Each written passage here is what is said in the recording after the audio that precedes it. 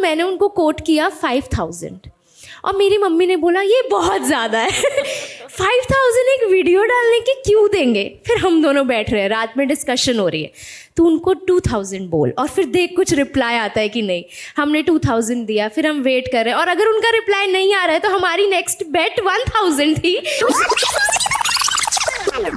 Dharna, you can go ahead and tell us on that first brand deal and add to it in terms of how did you start thinking of content thereafter. Like Viraj gave us great examples of after landing that first deal, how did you started thinking of content to attract brands? मेरी first brand deal की story बहुत ही funny है। तो मैं एक ऐसी family से आती हूँ जहाँ पे क्रिएटर क्या होता है, मैनेजर क्या होता है, ये सब कुछ आइडिया नहीं है।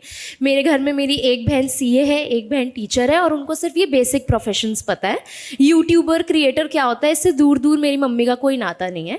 तो जब मैंने उन्हें पहली बार बताया कि मुझे कोई वीडियो बनाने के पैसे दे रहा है तो उन्होंने कहा क्यों दे रहे हैं, क्यों मतलब। और मैं सच्ची बताऊँ तो मैंने उनको कोट किया 5000 और मेरी मम्मी ने बोला ये बहुत ज़्यादा है 5000 एक वीडियो डालने के क्यों देंगे। फिर हम दोनों बैठ रहे हैं, रात में डिस्कशन हो रही है, तो उनको 2000 बोल और फिर देख कुछ रिप्लाई आता है कि नहीं।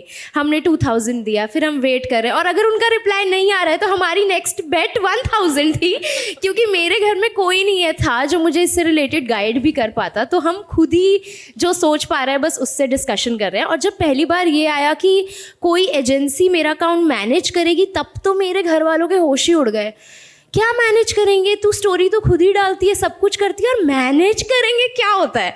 तब मुझे पता लगा ये तो अलग ही दुनिया चल रही है, यहाँ पे मैनेजर्स है, एजेंसी है जो ब्रांड ला रही है। तो मैं इंट्रोड्यूस हुई तब इस सब चीज़ों से और फिर ऐसे ऐसे करके हमें समझ आया कि हम कितना अंडर कोट कर रहे थे और फिर हमने अकॉर्डिंगली अपने थोड़े प्राइस वगैरह बढ़ाए। पर हाँ, इनिशियली तो मैं खुश हो जाती थी। 5000 मुझे मिले हैं एक ऐड के, वाओ नाइस मेरी वीडियो से प्रमोट हो रहा है। और बात करें कि कैसे ब्रांड्स को अट्रैक्ट किया कि वो प्रमोशन हमें दे, तो keeping it very as organic as possible I would say कि बिल्कुल भी ब्रांडेड ना लगे।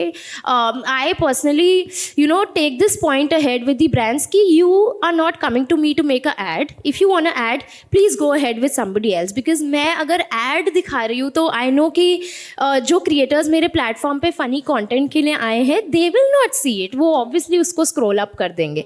तो keeping it as organic as possible और उसको जितना नेचुरली आ जाए, ऐसा ना लगे कि वो फोर्स्ड है। तो हम ब्रांड्स को भी अपना पॉइंट समझाते हैं कि इससे आपको भी उतना ही फ़ायदा है जितना हमें। तो मैं बस वही ट्राई करती हूँ कि जितना ऑर्गेनिक वीडियो में एफर्ट जा रहा है फ़नी करने में उतना ही ब्रांड में जाए और कोशिश करें कि जितना ब्रांडेड कम से कम वो लगे। आई थिंक कम से कम ब्रांडेड। हाँ, ओके। ये सब मुझे अभी तक लगता है एक जादू चल रहा है, कैसे हो गया है पता नहीं। तो आगे भी मुझे लगता है क्या होगा छोड़ दो, जैसे होगा होगा। यहाँ तक भी नहीं सोचा था, अब आगे जो हो रहा है देखी जाएगी। मैं तो इस पे चलती हूँ, मेरे घर वाले एक्चुअली हम यही मानते हैं जो होगा अच्छा होगा, हम बिलीव करते हैं इस पे।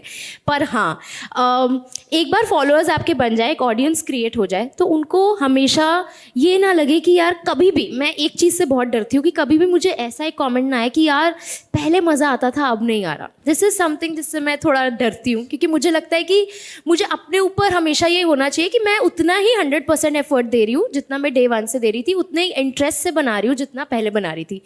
तो वो मुझे लगता है जहाँ पे हम थोड़ी सी चीटिंग करते हैं ना, कभी कभी ऑडियंस पकड़ लेती है, क्योंकि हमें लगता है कि नहीं यार थोड़ा कम एफर्ट से डाल देते हैं, बट ऑडियंस को पता लग जाता है कि ये आज ये कर गई चीटिंग। तो उस एक कॉमेंट से मैं बस डरती हूँ। तो मुझे लगता है कि हमेशा ऑडियंस को कभी ये ना लगे कि देखो हो गया है तो अब हो गई है, बस उस चीज़ से मुझे लगता है कि वहाँ पे retaining the followers is a task. पर हाँ, इस पर्सपेक्टिव से ना सोच के सिर्फ कंटेंट जैसा डे 1 से बना रहे तो उस तरीके से बनाते रहे, तो ये क्वेश्चंस अपने आप ही सॉल्व होते रहते हैं, तो इतना सोचना नहीं पड़ता।